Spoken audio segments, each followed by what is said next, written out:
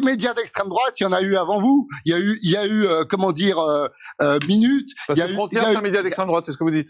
Frontière est pas un média d'extrême droite. C'est pour préciser votre pensée. Frontière est évidemment vous êtes un média d'extrême droite, Éric Tegner. Un média identitaire. Si vous n'êtes pas d'extrême droite, alors... si Mathias Leboeuf peut le dire, bah, vous le réinviterez demain quand même. Voilà. Et je vais pas envoyer des gars pour le tabasser à la sortie de votre bureau.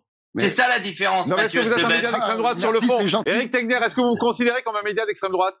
Identitaire. Absolument pas. Donc on a un média de droite qui défendons les valeurs de souveraineté. C'est bien que vous faites de la désinformation, alors. Bon, merci Mathias. Reste avec nous, Eric.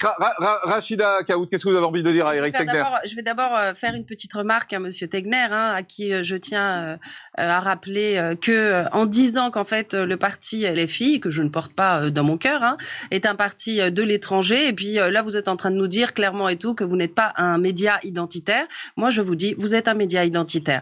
Après maintenant, je vais vous dire, c'est la perception. Très bien, je l'assume et je le revendique. Mais pas d'extrême droite. Il n'y a pas de problème là-dessus. D'accord, avec des mais on n'est pas un média d'extrême droite. L'identité, c'est quoi le problème de défendre l'identité du pays?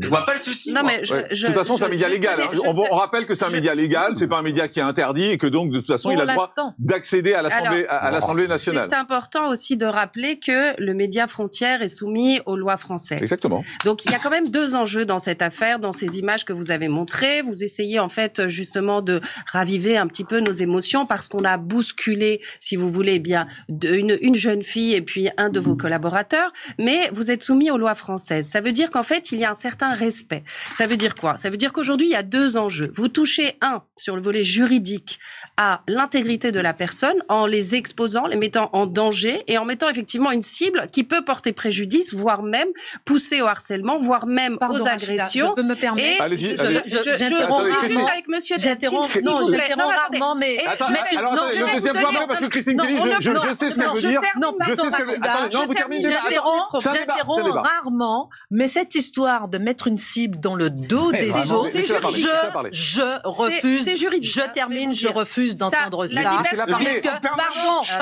Pardon. S'il vous plaît, laissez parler Christine. Pardon, parce que toute la journée, nous, journalistes de CNews, on a des cibles dans le dos. Et je ne vous entends pas nous défendre. Je ne vous entends pas dénoncer ces cibles sur le dos. Toute la journée, dans tous les médias, on est cité, on est harcelé, on est acculé, on est critiqué, on est montré du doigt, on nous ment, on nous crache dessus toute la journée. On a des menaces de mort. Où êtes-vous pour nous défendre? Où êtes-vous pour dénoncer, pour dire la vérité? Où êtes-vous pour venir en soutien aux journalistes qui ne font que leur travail? Où êtes-vous lorsque tous les médias se mettent lorsque tous les médias de gauche se mettent contre un média? Où êtes-vous? Je suis désolée, je refuse d'entendre que eux, Frontière, ils mettent une cible sur le dos. Parce que la cible sur le dos, on l'a toute la journée et par tous les médias et je n'entends personne nous défendre. Et nous, les politiques, Madame Kelly, nous avons aussi une cible sur le dos. Moi, je parle de journalistes. Je parle de journalistes qui font leur métier. Je parle de journalistes qui font leur métier. Il y a 2 ans et demi, d'accord, au conseil municipal d'Ivry-sur-Seine, j'avais une cible sur le dos. J'étais harcelée, j'étais poursuivie par justement ces activistes pro-Polisario. Je vais vous dire, mes enfants ont été interpellés dans la rue parce que j'ai pris des positions. Moi aussi, ma fille aussi. Non, pas du tout. Moi aussi.